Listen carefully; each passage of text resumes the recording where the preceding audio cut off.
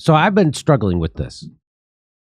I did a couple of videos on Monday calling out Jon Stewart, Neil deGrasse Tyson, someone else too.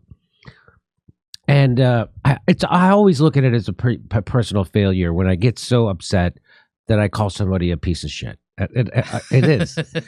It is. I try not to do that because I know that I am most likely know better, right? That I'm most likely not. Given, you know what I mean? Like, so, and most of the times when I get that angry, there's personal shit involved, which that's not right.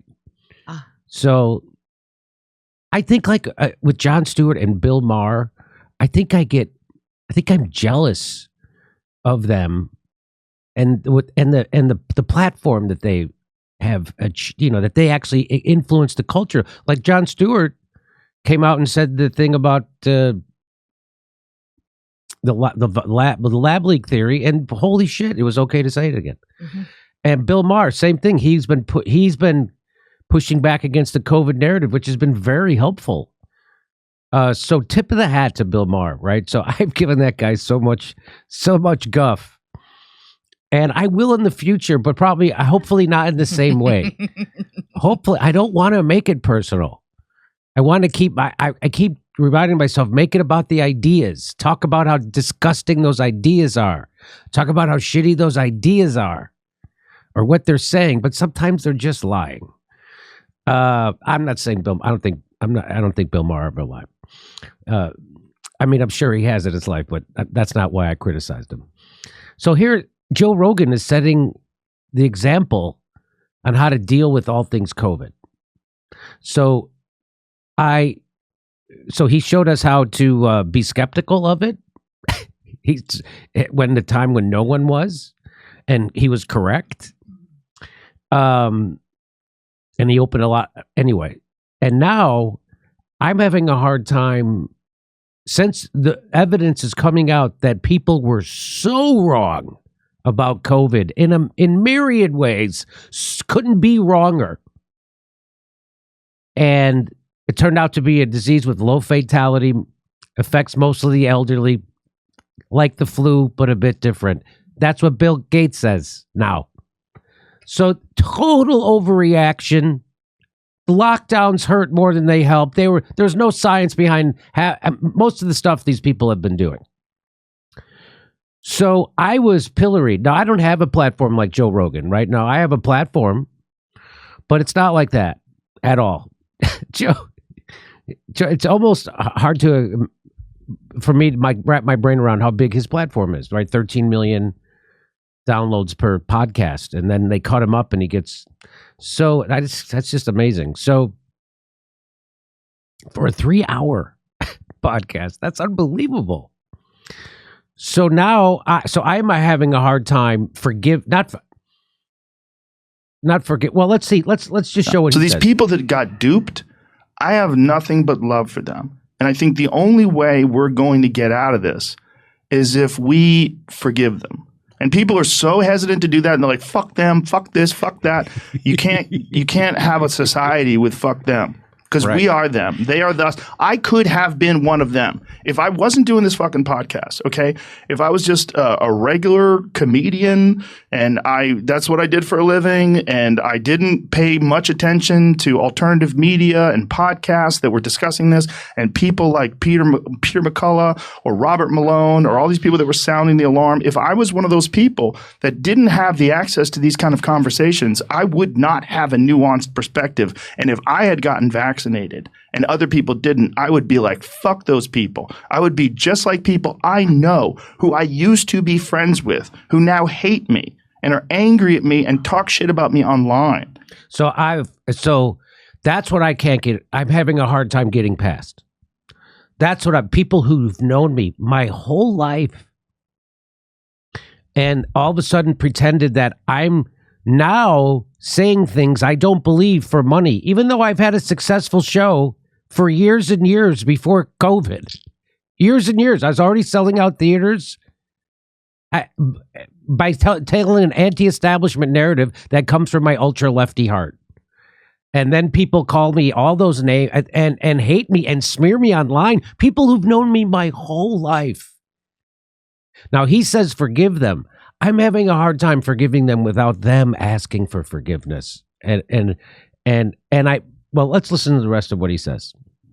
I forgive them because I would have been like them if I didn't have the access to the kind of conversations that I've had, if I didn't have the kind of mindset that I have, that my personality that is just immune to bullshit.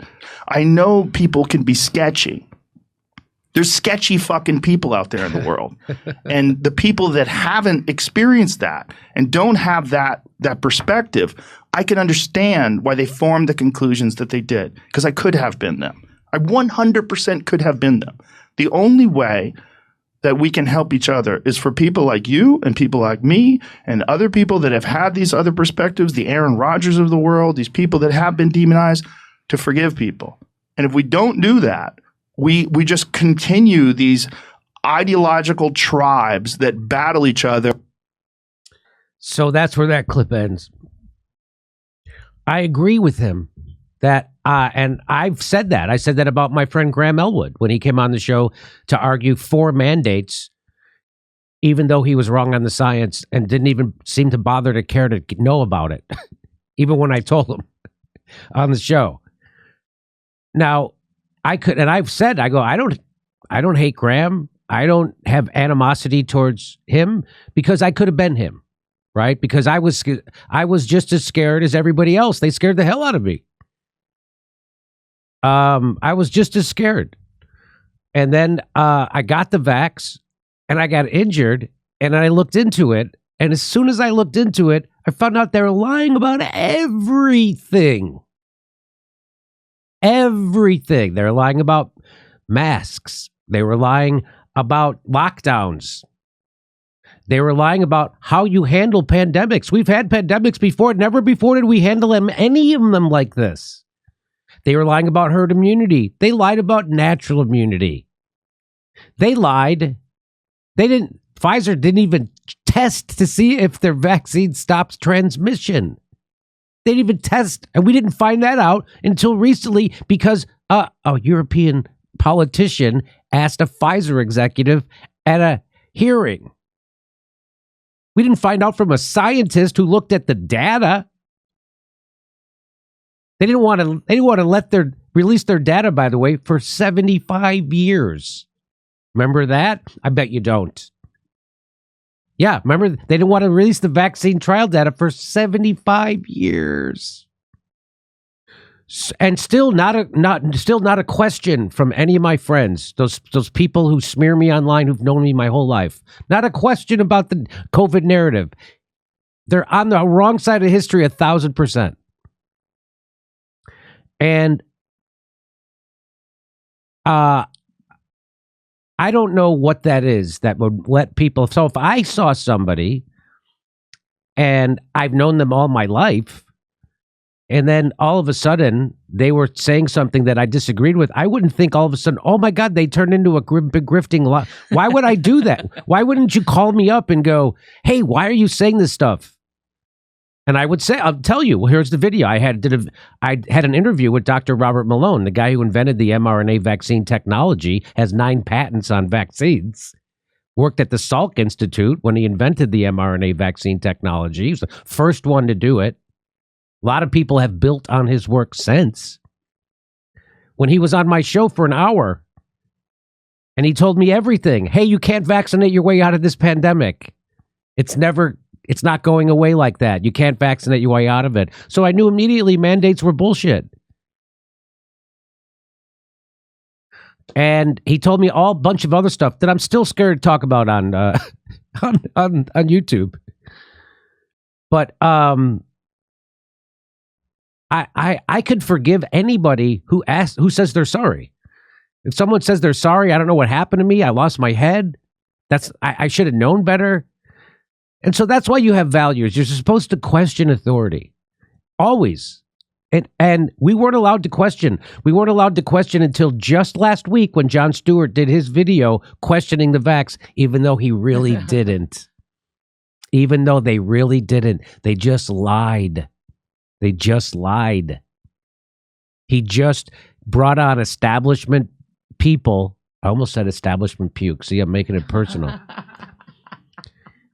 To just, again, lie to people about it and not really examine what was going on. It was really sad. So, Joe's right, by the way. He's right. So when you forgive someone, you're not doing it for them.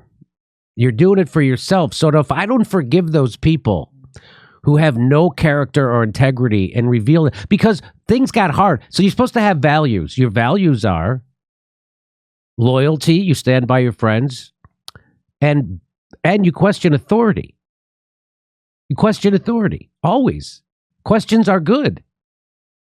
And you weren't allowed to question. I wasn't allowed to tell the truth. People got angry at me for telling the truth about COVID and the vaccines. People got angry at me because I was onto it earlier than anybody else when that the vaccine was not going to get us out of this. And this idea that, if everybody just got vaccinated, that the virus will go away. I knew that wasn't true. And they didn't. They also didn't know that everyone is likely to get COVID no matter what you do. That was back during Delta. Delta was so contagious that you're going to get it no matter what, everybody. And then you'll have natural immunity, which they lied about. They lied about that. They lied about gain of function. They lied about funding gain of function. They lied about herd immunity. They lied about everything. And they're still doing it. And so Joe's right. I don't know.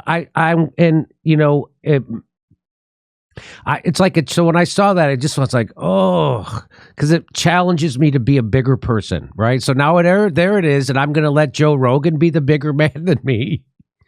So now it's like challenging me to be a better person and a bigger person. And I got to tell you, I really got hurt during COVID. I really got hurt.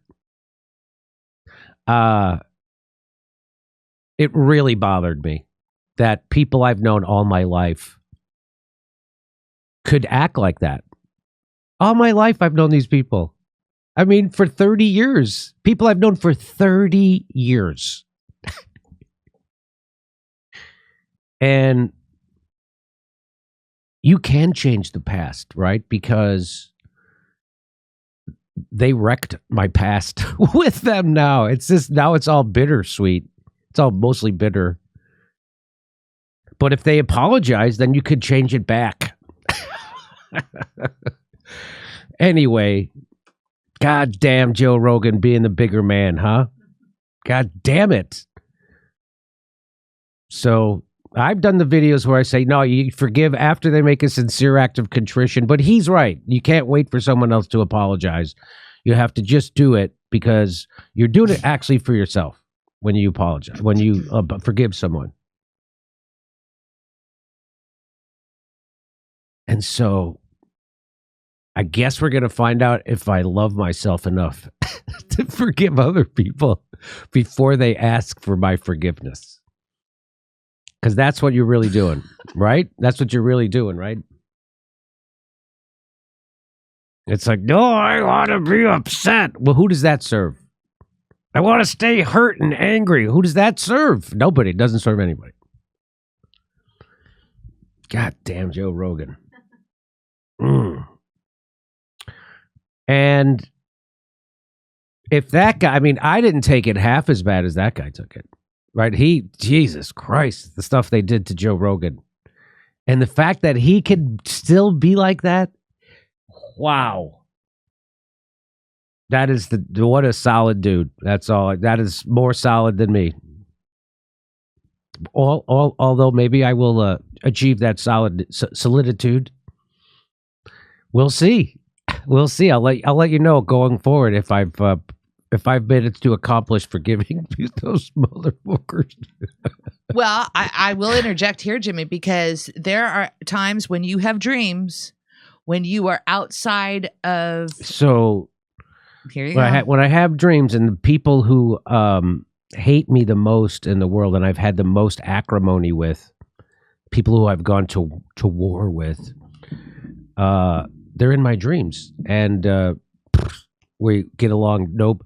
It's I've said this before. It's like if you've ever acted in a play, it's like after the play is over, everybody changes their clothes and you go out for a drink, and it's like we just changed our clothes and we're waiting for someone else to get dressed, and we're all going to go for a drink, and we're all just talking. That's what it feels. Hey, yeah. Remember how we hated each other during the play? Remember how we really we got each. Oh, yeah, that was good. That was good. It was good drama.